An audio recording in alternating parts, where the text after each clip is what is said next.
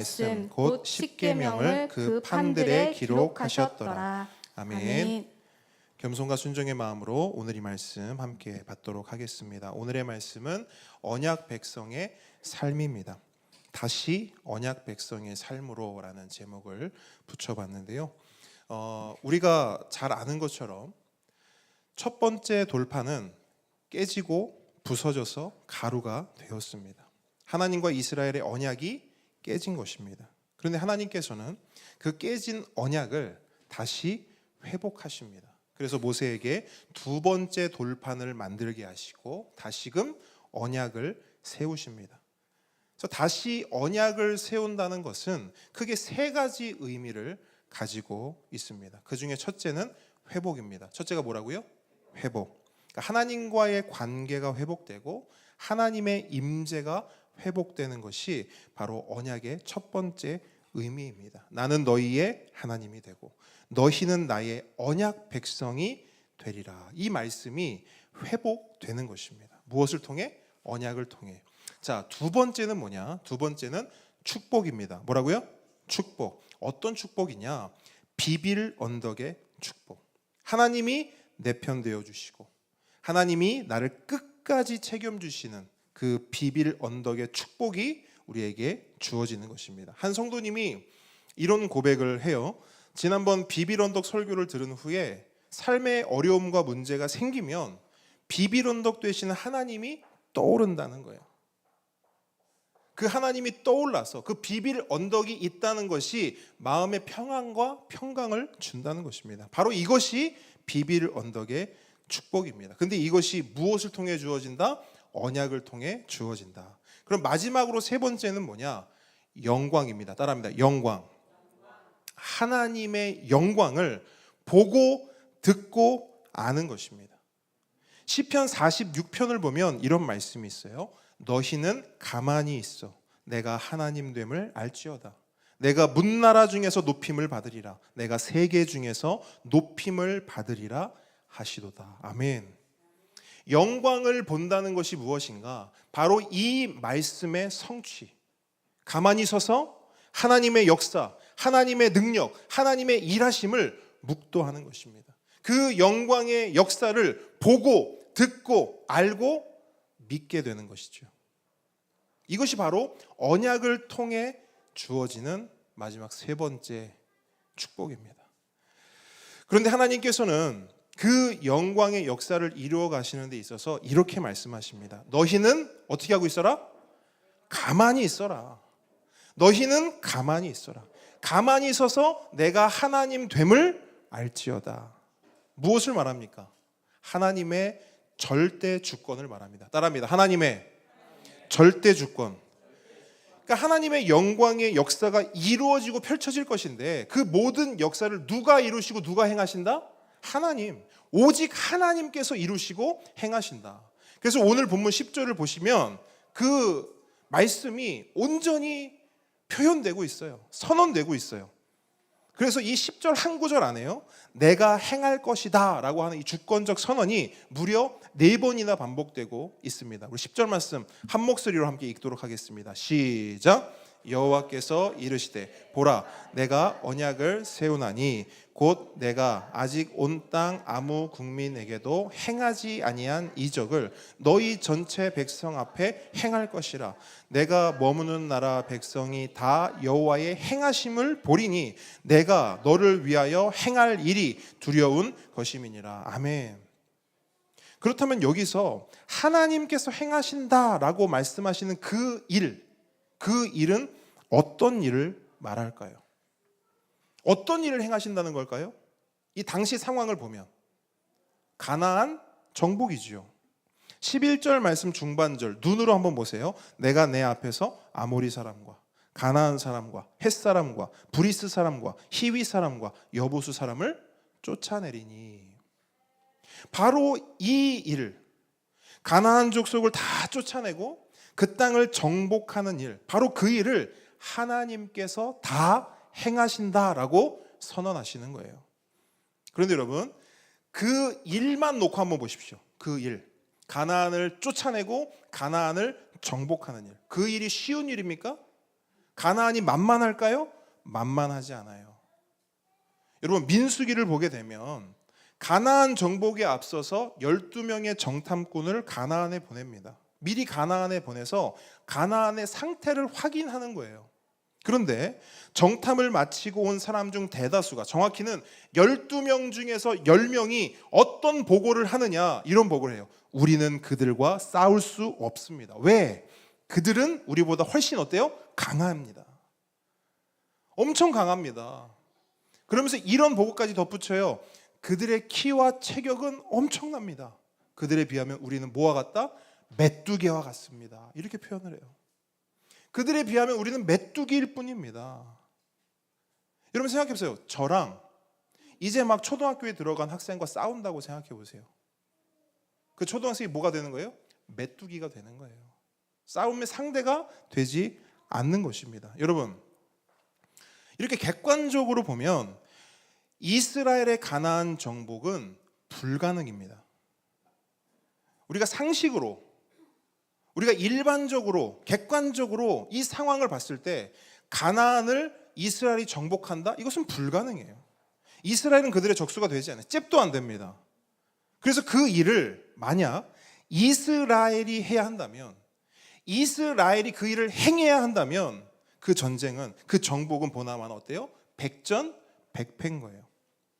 하지만 하나님은 지금 말씀하세요. 그 일을 누가 행하신다? 하나님이. 너희들이 하는 거 아니다? 내가 한다 말씀하시는 거예요. 근데 그 일을 어떻게 이루시겠다 말씀하냐면 10절 말씀 다시 보시면 온 땅 아무 국민에게도 행하지 않은, 그게 뭐예요? 난생 처음 보는 어마어마한 능력과 힘으로 그 일을 행하신다는 거예요. 두렵고 떨리는 이적으로 그 가나안을 내가 정복할 것이다. 그러니 너희는 뭐하라? 가만히 있어라. 가만히 서서 내가 하나님됨을 알지어다 말씀하시는 거예요. 여러분, 이것이 다시 언약 백성이 된 이스라엘을 향한 하나님의 언약이고 약속입니다. 내가 널 책임지겠다. 내가 널 보호하겠다. 내가 너와 함께 하겠다. 이것이 하나님의 이 선언, 하나님의 이 약속이 언약 백성의 삶에 주어지는, 부어지는 특혜인 것입니다. 그렇다면 다시 언약 백성이 된 이스라엘은 하나님의 이 언약과 약속 앞에 어떻게 반응해야 할까요? 어떤 삶을 살아야 할까요? 오늘 본문을 보면 그 언약 백성의 삶에 대해서 쭉 기록하고 있어요. 그런데 그 모든 언약 백성의 삶의 항목들을 요약하고 요약해서 핵심을 말하자 한다면 11절 전반부라고 말할 수 있어요. 11절 전반부. 저를 따라합니다. 너는 내 명령을 지켜라. 자, 중요하니까 다시 한번요. 너는 내 명령을 지켜라. 자, 언약 백성은 어떤 삶을 살아야 하는가? 하나님 믿는 사람은 어떤 삶을 살아야 하는가? 어떻게 그 삶을 살아내야 하는가? 명령을 지키는 삶. 하나님의 명령을 지키는 삶을 살아야 합니다. 그럼 여러분 보세요. 여기서 말하는 명령은 뭘까요? 오늘 본문 전체적으로 말하는 것 맞아요. 그런데 저는 이 부분을 좀 강조하고 싶어요. 하나님께서 여기서 말씀하시는 내 명령을 지켜라 했을 때 그 명령이 뭐냐면 그게 27절로 28절에 나와요. 하나님이 말씀하신 명령이 뭘까? 어떤 명령을 지키라는 걸까? 27절로 28절 함께 읽습니다. 시작. 여호와께서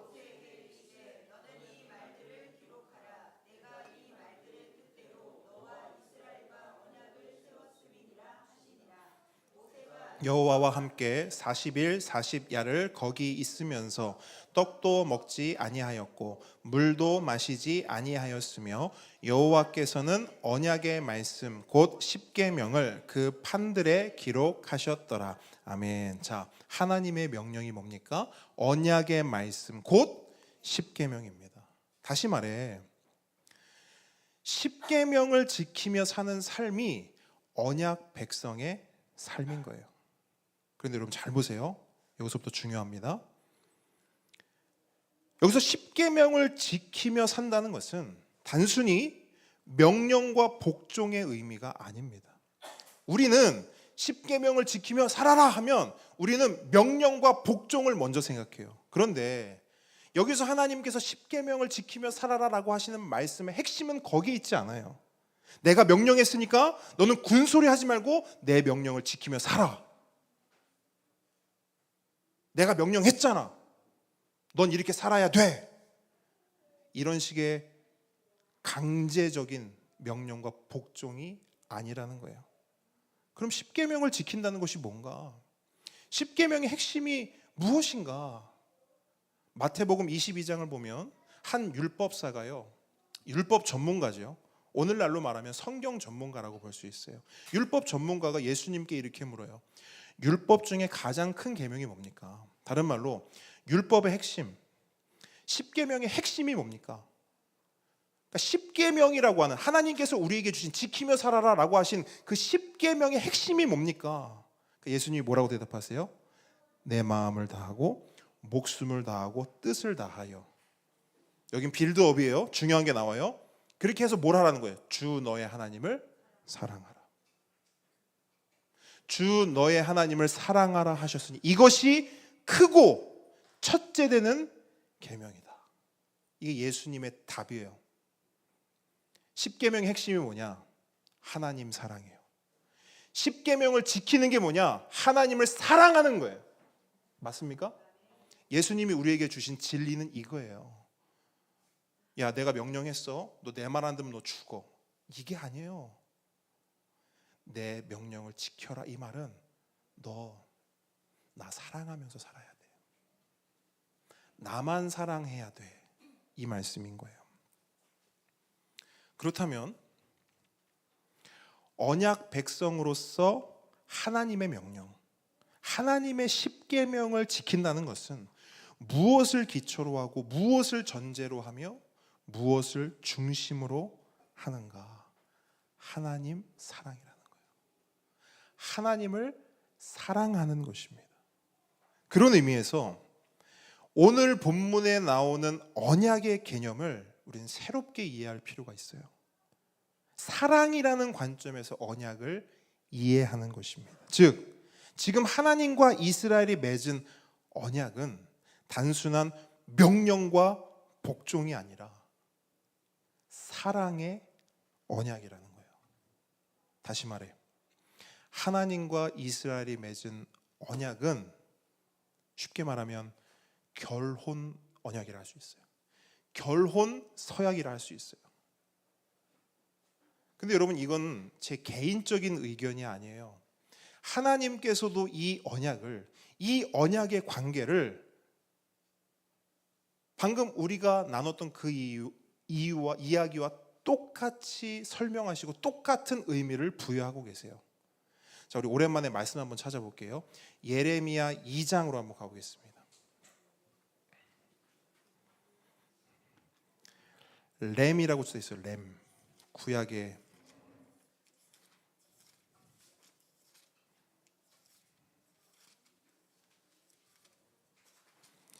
예레미야 2장. 예레미야 2장 2절 말씀 찾으셨습니까? 2장 2절 말씀 함께 읽습니다. 시작. 가서 예루살렘의 귀에 외칠지니라. 여호와께서 이와 같이 말씀하시기를 내가 너를 위하여 내 청년 때의 인애와 내 신혼 때의 사랑을 기억하노니 곧 씨 뿌리지 못하는 땅 그 광야에서 나를 따랐음이니라. 아멘. 자, 잘 보세요. 하나님께서는 이스라엘과 함께했던 광야 생활을 지금 뭐라고 표현하고 있습니까? 신혼 때의 사랑. 신혼 때의 사랑. 자, 신혼이란 말은 뭘 했다는 거예요? 결혼했다는 겁니다. 누구랑 누가? 하나님과 이스라엘 백성이.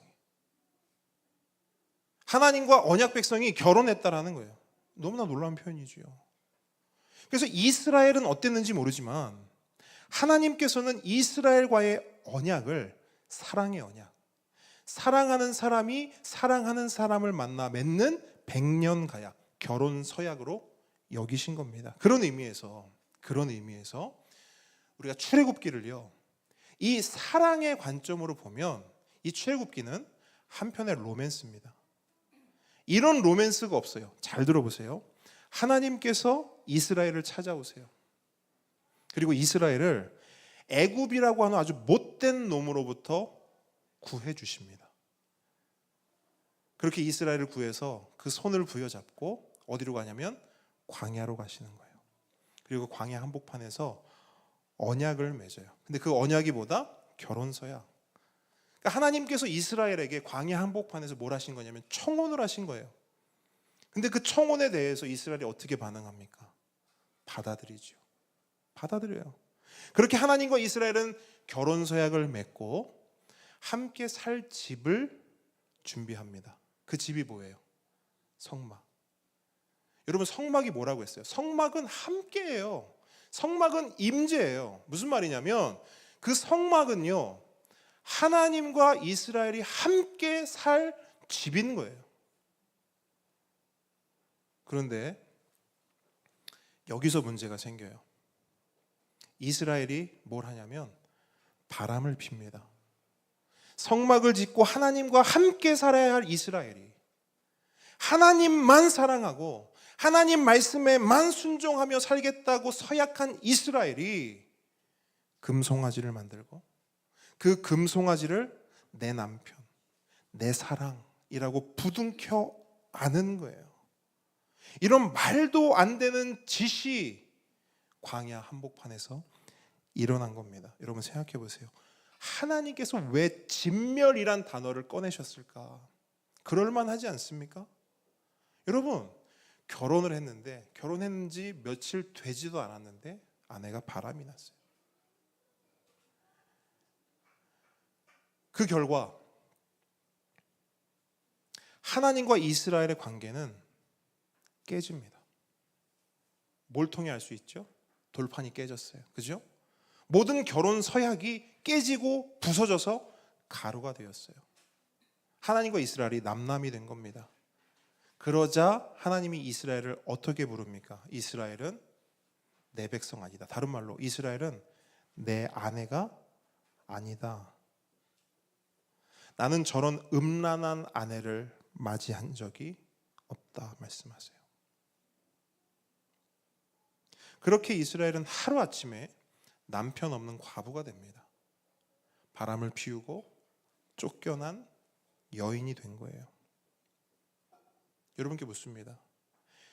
이런 이스라엘, 하루아침에 과부가 된 이런 이스라엘 어떻게 보이십니까? 불쌍해 보입니까?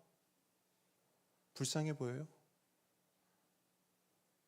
불쌍하게 뭐가 불쌍합니까? 죽지 않고 살아있는 것만 해도 감사해야 합니다. 그게 우리들의 생각이에요. 우리의 마음이에요. 솔직한 마음.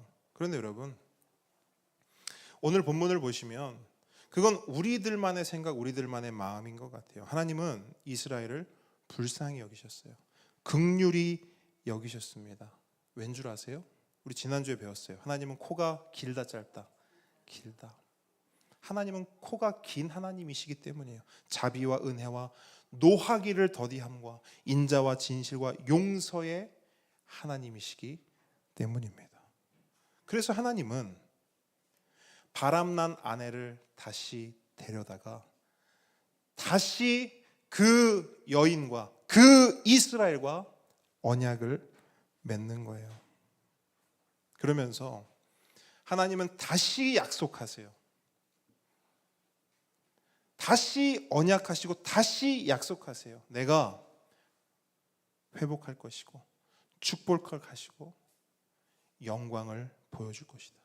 내가 널 책임질 것이고 내가 널 보호할 것이고 내가 너와 함께 할 것이다. 여러분, 이걸 한마디로 하면 뭔지 아세요? 이걸 한마디로 너를 사랑하겠다. 맞습니까? 내가 널 사랑으로 책임질게. 내가 널 사랑으로 보호할게. 내가 널 사랑으로 함께 할게. 하나님의 사랑 고백인 거예요, 언약은. 그러면 그 사랑의 고백을 들은 이스라엘도 반응해야죠. 약속해야죠. 어떻게 약속하면 될까요? 여호와의 모든 말씀을 우리가 준행하리이다. 마치 신부가 내 남편의 말에 순종하고 평생 한 사람, 한 남자만 보고 살겠습니다 라고 결혼식 때 신부가 서약하는 것처럼 이스라엘도 동일하게 네, 하나님 한 분만 사랑하며 살겠습니다. 하나님 말씀에 귀를 기울이고 하나님 말씀에만 순종하며 살겠습니다. 고백해야죠. 그러면 그 고백의 핵심, 숨겨진 의미는 뭐예요? 하나님만 사랑하겠습니다. 이게 언약인 거예요. 그러므로 여러분, 언약은 사랑입니다. 따라합니다. 언약은 사랑이다. 언약은 결혼이다. 그래서 언약 백성이 된다는 것은 하나님과 결혼하는 것이고 하나님만을 영원히 사랑하고 하나님만을 내 삶의 최우선 순위로 모시는 거예요. 그런데 여러분, 우리가 이스라엘의 역사를 보면 이 언약을 지키고 하나님만 사랑하며 하나님의 말씀에만 귀 기울이고 순종하는 것이 쉽던가요? 아니요, 쉽지 않아요. 쉽지 않아요. 특별히 이스라엘은 우리가 알거니와 이미 한 번의 실패가 있습니다. 그 실수가 한 번으로 끝나면 다행이지만 안타깝게도 이스라엘의 역사를 보면 그 실수는 또 다른 실수를 자아내고 그 실패는 또 다른 실패를 가져옵니다. 그래서 이스라엘의 역사는 실수의 역사요, 실패의 역사입니다. 더군다나 생각해 보세요. 이제 언약을 맺고 다시 하나님과 언약을 맺고 이스라엘이 가야 할 곳은 어디입니까? 가나안이죠. 근데 가나안은 당시 이스라엘 입장에서 볼 때는 완전히 신세계예요. 신세계. 400년을 노예로 살았어요. 그리고 그 다음으로 경험한 것이 광야입니다. 질문합니다. 광야에는 뭐가 있죠? 아무것도 없죠. 맞습니까? 광야에는 아무것도 없어요. 근데 그 아무것도 없는 돌과 흙과 아무것도 없는 정말 그런 광야에서만 살다가 가나안 땅에 딱 들어가는 거예요. 그럼 이스라엘 입장에서 어때요? 신세계인 거예요. 그럼 그 신세계를 보면 어떻게 될까요? 눈이 뒤집어져요. 정신이 나갑니다. 그럴 수밖에 없어요. 제가 전에 교회에서 사역을 할 때 아이들을 데리고 미국에 다녀온 적이 있는데 일정 중에 헐리우드 방문이 있었어요. 그래서 제가 버스에서 내리기 전에 아이들에게 당부하고 또 당부했습니다. 야, 정신 똑바로 차려라. 정신 똑바로 차려라. 목사님 봐, 목사님 봐. 목사님 봐. 정신 똑바로 차려야 돼. 내리면 내리는 순간 소매치기 달라붙는다. 배트맨이, 스파이더맨이, 여러 캐릭터들이 너네들한테 와서 막 포즈를 취하고 너네를 막 유혹해서 사진을 찍자고 할 거다. 근데 사진 절대 찍지 마라. 왜? 사진 찍는 순간 너 삥 뜯기는 거다. 공짜 아니다. 걔네들이 마음이 착해서 너네대로 사진 찍어주는 거 아니다. 그 사진 찍는 순간 니네 지갑 다 털린다. 당부하고 당부했어요. 근데 버스에서 내리자마자 어떻게 됐을까요? 애들 눈이 이미 눈깔이라고 표현할게요. 눈깔이 갔어 이미. 버스 내리자마자 눈깔이 이미 뒤집혔어요. 정신 가출했습니다. 정신이 나가버렸어요. 근데 이미 제 말은 들리지도 않아요. 다시 버스로 타! 아니요, 이미 가버렸어요. 한 친구는 배트맨 손에 이끌려서 가고 한 친구는 스파이더맨 손에 끌려가고 시간이 지났고요. 그 친구들이 다시 버스로 돌아왔습니다. 어떻게 됐을까요? 아니나 다를까 가방 잃어버린 친구, 지갑 잃어버린 친구. 가방과 지갑은 멀쩡하지만 어떤 친구는 지갑에 돈이 하나도 없어요. 왜 없을까요? 그 지갑에 돈 대신 뭐가 있냐면 난 또 처음 봤는데 온갖 맨들하고 사진을 다 찍은 거예요. 저쪽에서 배트맨하고 찰칵, 스파이더맨하고 찰칵, 마돈나하고 찰칵.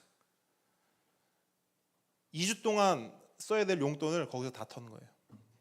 다 턴 게 아니라 다 털린 거죠.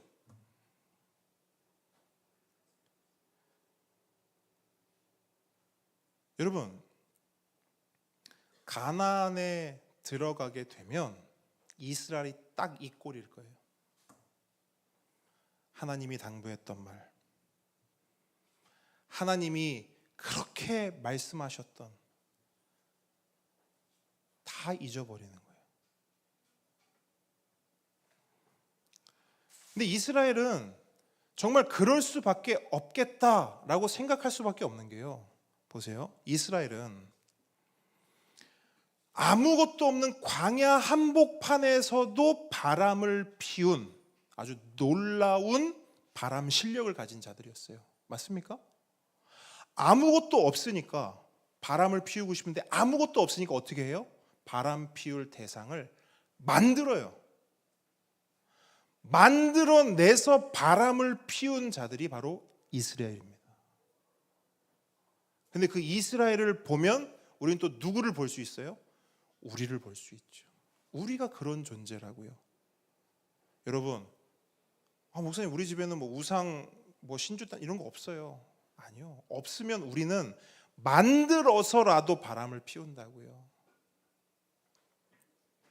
근데 그런 이스라엘이 가나안에 들어간다. 그러면 들어가는 순간 눈 뒤집어지는 거예요. 영혼 탈출합니다. 근데 이걸 하나님이 아실까요? 모르실까요? 알죠. 우리도 아는데, 우리도 예상이 되고 우리도 짐작이 되는데 하나님이 모르실까요? 당연히 아시죠. 그래서 하나님께서는 가나안에 도착하기 전에 다시 한번 붙잡아 두고, 이스라엘아, 내 눈 똑바로 봐. 내 눈 똑바로 봐. 그러면서 당부하시고 또 당부하세요. 넘어질 것을, 실수할 것을 아셨지만 그럼에도 불구하고 당부하고 또 당부하세요. 그게 이제 12절부터의 내용이 그 내용이에요. 근데 그 내용이 크게 두 가지거든요. 첫 번째는 뭐냐면 절대 하지 말아요. 너네 가나안 가면 이거 절대 하면 안 돼. 이게 큰 하나의 축이고, 또 하나는 뭐냐면 너네 가나안에 들어가서도 이것만큼은 꼭 명심하고 지켜야 돼. 해야 돼. 이 두 축이에요. 해야 할 것과 하지 말아야 할 것. 자, 먼저 절대 하지 말아야 할 것에 대해서 한번 살펴보겠습니다. 뭘 절대 하면 안 되는가? 첫 번째는 이겁니다. 가나안과 언약을 맺지 않는 것입니다. 따라합니다. 가나안과 언약을 맺지 말라. 자, 12절 함께 읽습니다. 시작. 너는 스스로 삼가 내가 들어가는 땅의 주민과 언약을 세우지 말라. 그것이 너희에게 올무가 될까 하노라. 아멘. 자, 이제 언약하면 자동적으로 떠올려야 되는 단어가 뭐죠? 언약. 언약은 뭐다? 자, 언약은, 자, 괜찮아요. 왜냐면 언약에 대한 우리의 이미지가 너무 깊게 박혀 있어요. 근데 언약하면 이제 사랑이에요. 언약하면 결혼입니다. 다시 한번, 언약은 뭐라고요? 언약은 뭐라고요? 네. 이제 언약하면 사랑이 떠올라야 되고 결혼이 떠올라야 돼요. 그러니까 하나님께서 지금 하시는 이 말씀은 뭐냐면, 이스라엘아, 너는 나랑 결혼했잖아. 맞죠? 너는 나랑 결혼했잖아 이미. 그러니까 너 가나안에 들어가서 가나안이랑 결혼하면 돼, 안 돼? 이거 지금 말하는 거예요. 가나안과 언약 맺지 마라. 가나안과 결혼하면 안 돼. 가나안을 사랑하면 안 돼라고 말씀하시는 거예요. 그러니까 가나안에 들어갔을 때 눈이 뒤집어진다 했어요. 정신 나간다 했어요. 왜? 멋지거든요. 멋지거든요. 결혼을 했는데 가나안을 보니까 하나님보다 가나안이 더 그럴듯해 보여. 더 멋져 보여. 나에게 더 유익이 될 것 같아. 그러면 이스라엘은 당연히 어떤 마음이 들어요? 하나님과도 결혼했지만 가나안과도 결혼해야겠다. 하나님도 사랑하지만 아니야, 나는 가나안도 사랑해. 이렇게 될 가능성이 이스라엘에게 매우 농후했다는 거예요. 그러니까 하나님은 그거 절대 하면 안 돼. 절대 하면 안 돼. 너는 나의 신부야. 너는 나랑 결혼했어. 다른 것과 결혼하면 안 돼. 이게 첫 번째입니다. 자, 두 번째는 뭐냐? 두 번째는 따라합니다. 우상 숭배. 하지 말라. 자, 14절 함께 읽습니다. 14절 시작. 너는 다른 신에게 절하지 말라. 여호와는 질투라 이름하는 질투의 하나님이니라. 아멘. 자, 17절도 같이 읽을게요. 17절 시작. 너는 신상들을 부어 만들지 말지니라. 아멘. 자, 신을 만들지 말고 신에게 절하지 말라. 다른 말로 뭐예요? 우상 숭배하지 말라는 거죠. 근데 이 우상 숭배하지 말라를 오늘 이 말씀의 관점으로 보면 뭐냐면 바람 피지 말라는 거예요. 한눈 팔지 말라는 거예요. 여러분 지금 계속 같은 관점의 말씀입니다. 그러니까 언약을 결혼으로, 언약을 사랑으로 보면 이 말씀이 그냥 하나로 쫙 꿰지는 거예요. 결국 다른 방식으로 말씀하시지만 결국 하나님 말씀하시는 건 딱 하나입니다. 나만 사랑하라는 거예요. 하나님만 사랑하라는 거예요. 근데 왜 하나님만 사랑해야 되는가? 하나님께서 뭐라고 말씀하시냐면 보시면 나는 어떤 하나님? 질투의 하나님이다 이렇게 말씀하세요. 질투의 하나님. 근데 여러분 여기서 말씀하신 하나님의 이 질투하시는 하나님 말할 때 이 질투는요, 우리가 생각하는 뭔가 좀 쫌스럽고 뭔가 좀 속 좁은 그런 의미의 질투가 아니에요. 왜 그러냐면 여러분 생각해 보십시오. 질투는 뭘 전제로 합니까? 그렇죠. 질투는 사랑을 전제로 합니다. 질투 없는 사랑이 있나요? 있어요? 없어요. 만약 질투가 없다면 그것은 사랑이 아닙니다. 사랑은 반드시 질투를 동반해요. 대학 시절에 전도사님과 썸을 타던 때가 있었습니다. 솔직히 말씀드리면 썸은 아니고 제가 쫓아다닐 때가 있었습니다. 제가 한 6개월을 쫓아다녔거든요. 근데 전도사님이요, 당시 학교에서 인기가 꽤 많았습니다. 특히 남자 선배들이 그렇게 전도사님을 따라다녔어요.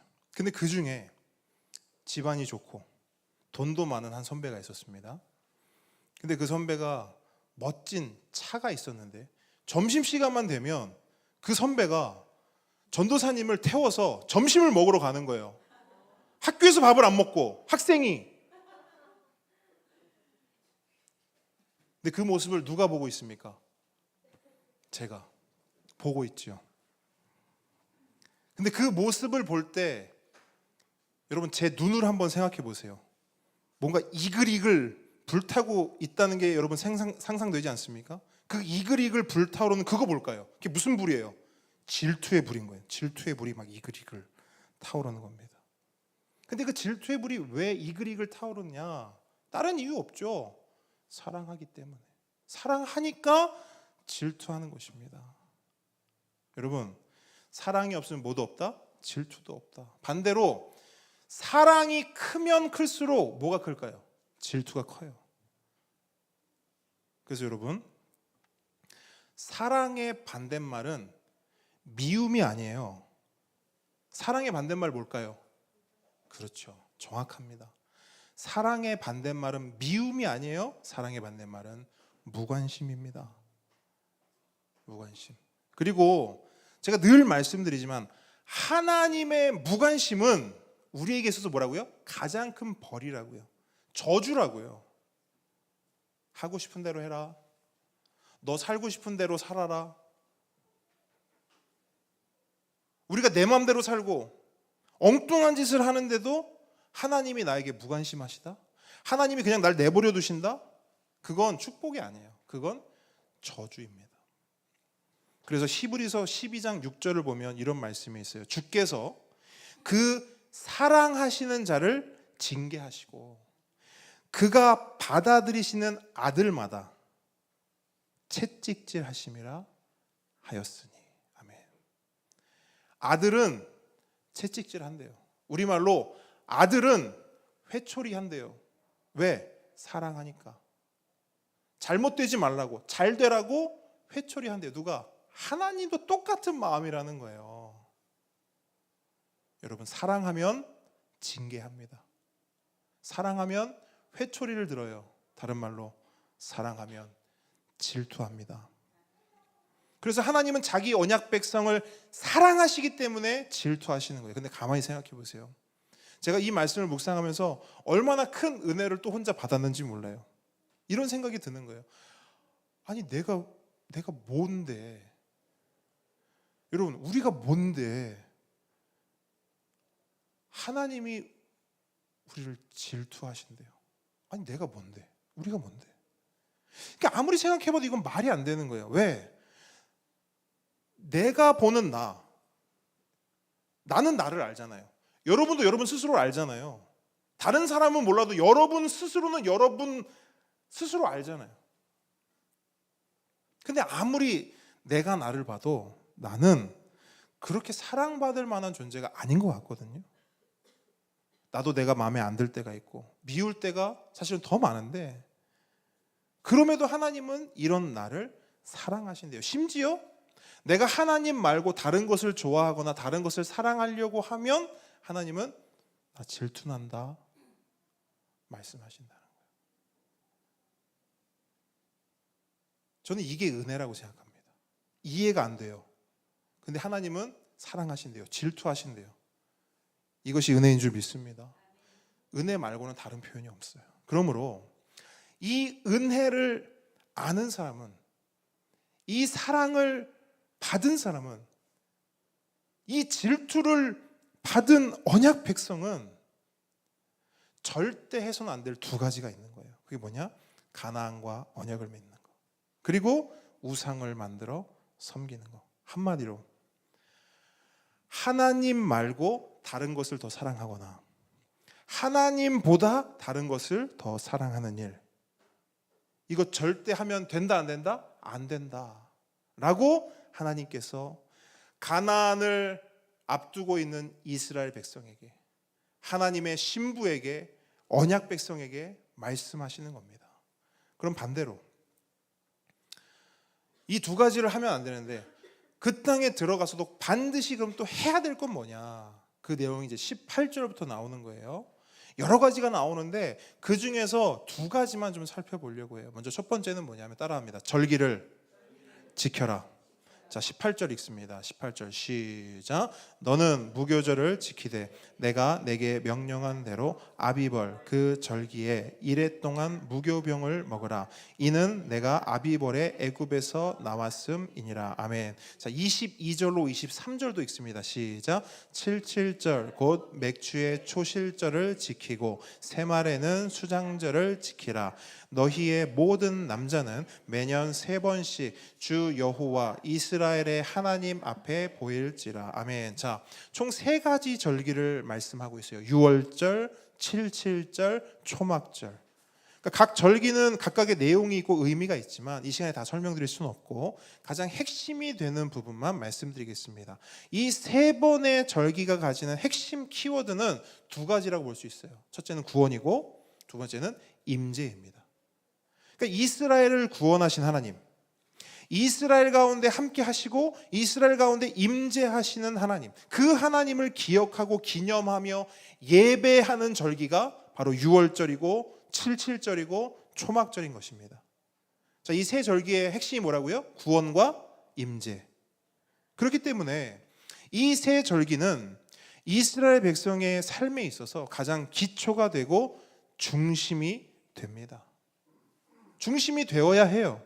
삶을 살아가고 삶을 계획하는 데 있어서 가장 최우선순위에 이 절기를 배치하고 두는 것입니다. 다른 말로 인생의 중심, 인생의 목적을 이 절기를 지키는 것, 다른 말로 하나님 앞에 예배 드리는 것에 초점을 두는 것입니다.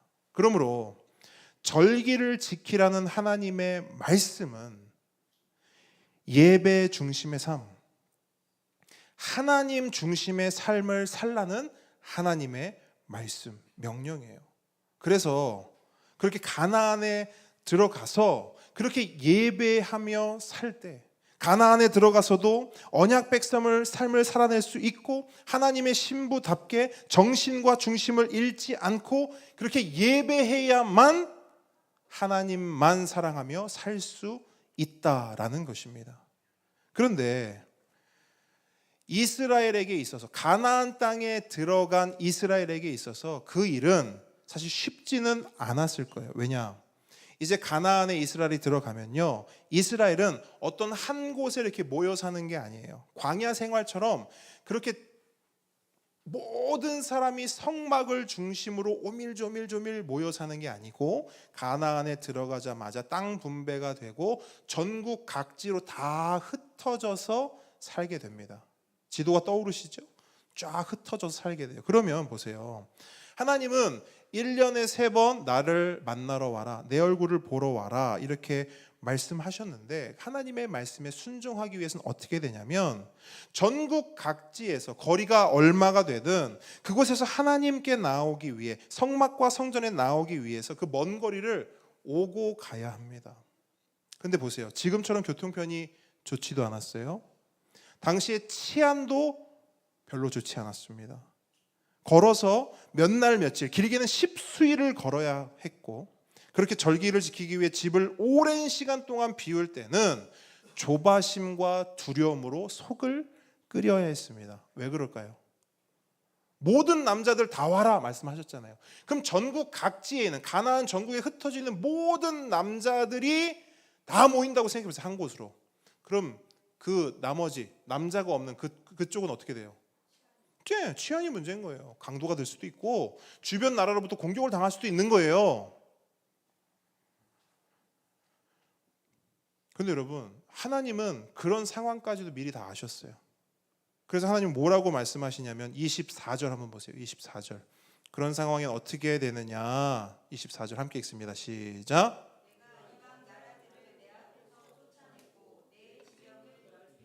내가 매년 3번씩 여호와 내 하나님을 뵈려고 올 때에 아무도 내 땅을 탐내지 못하리라. 아멘. 무슨 말입니까? 아무 걱정하지 말고 나를 만나러 와라, 이거예요. 모든 염려를 내려놓고 나를 예배하러 와라. 그럼 어떻게 한다? 내가 다 책임져 줄 것이다.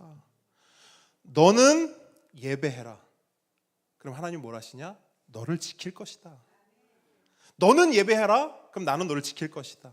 너는 너의 일을 해라. 나는 나의 일을 하리라. 이 말씀인 거예요. 그래서 여러분, 하나님께서는 이스라엘에게 선택의 기회를 주세요. 하나님 예배할래? 아니면 너와 너의 집을 지킬래? 하나님 예배할래? 너와 너의 집을 지킬래? 이 선택자 앞에서 이스라엘이 하나님을 예배하면 하나님은 이스라엘과 그 집을 책임져 주시고 지켜줄 것입니다. 하지만 이스라엘이 자신과 자신의 집을 지키려고 한다면 하나님은 어떻게 하실까요? 하나님, 3번 그 만나뵈러 가야 되는데 제가 집을 비우면 우리 집을 지킬 사람이 없습니다. 저는 우리 집과 가족을 지키겠습니다. 이렇게 선택하고 결정을 했어요. 그럼 하나님은 어떻게 하실까요? 천둥과 번개로 벌하실까요? 정확해요. 잘 보세요. 그러니까 이거는 여러분, 하나님을 탓할 필요도 없고 원망할 필요도 없어요. 잘 보세요. 너 나를 믿을래? 너를 믿을래? 그죠? 근데 이렇게 대답한다는 거죠. 저를 믿을게요. 그럼 하나님은 우리의 선택을 존중하세요. 그래서 스스로 지키게 두세요. 무슨 말씀인지 아세요? 무슨 말이야? 내가 널 지켜야지. 아니고, 네가 지킬래? 그래, 네가 지켜. 집사님 말씀하셨던 대로 스스로 무관심으로 가는 거예요.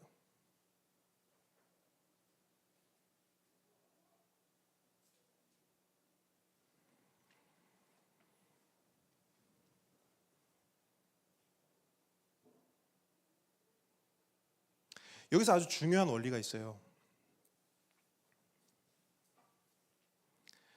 내 힘과 내 능력을 믿는다면 우리는 하나님께 나아가 예배할 수 없습니다. 왜냐하면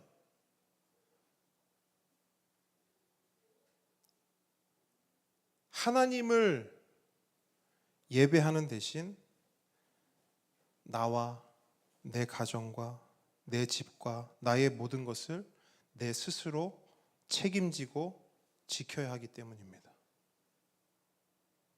하지만 반대로 내 힘과 내 능력을 믿지 않고 하나님과 하나님 그분의 능력을 믿는다면 우리는 하나님께 나아가 예배할 수 있습니다. 왜?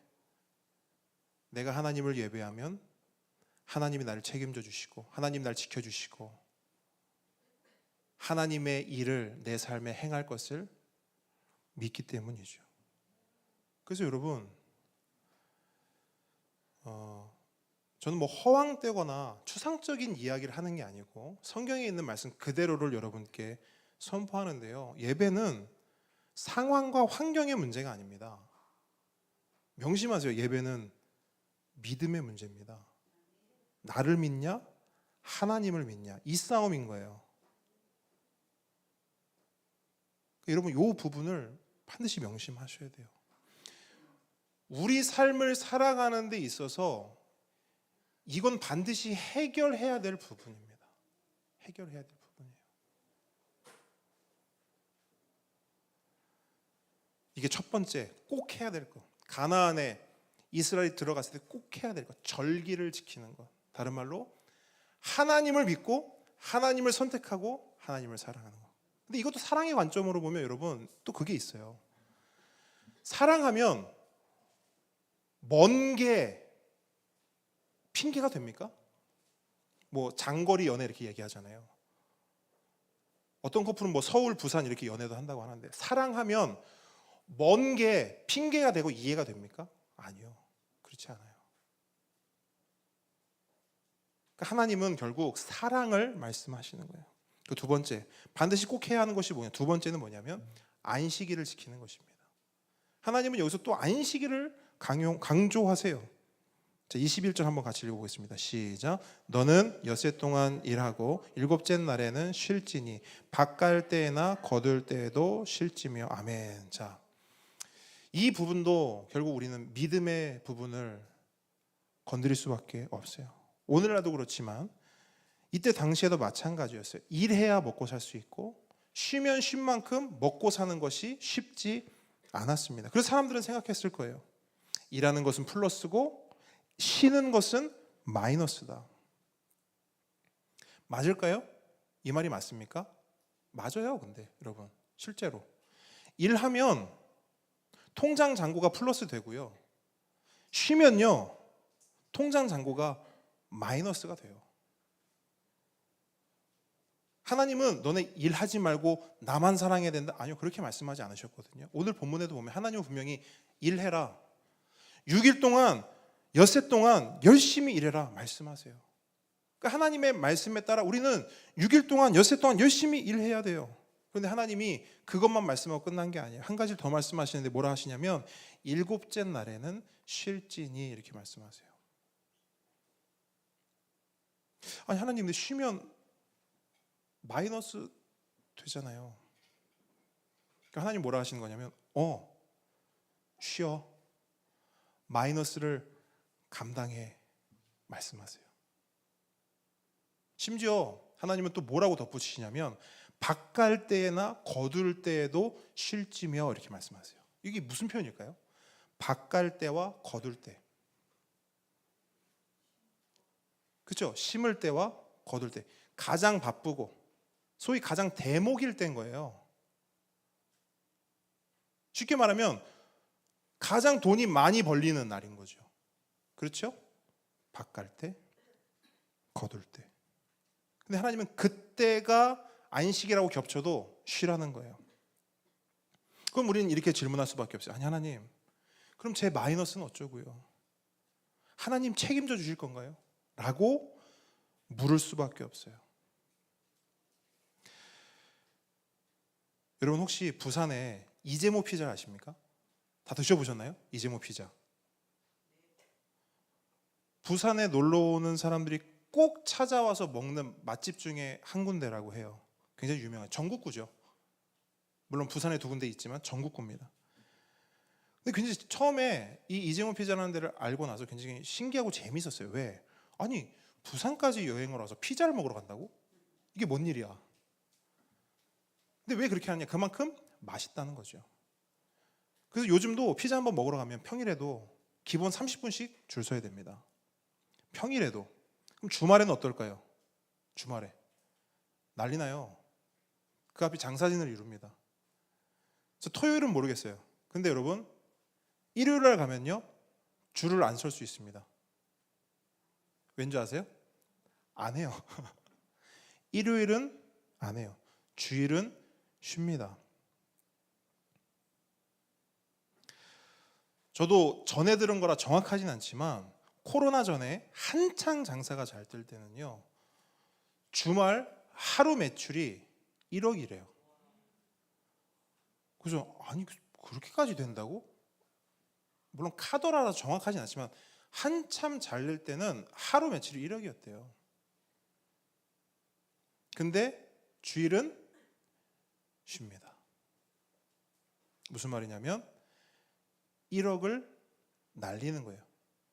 세상 관점으로 보면 1억을 날리는 거예요.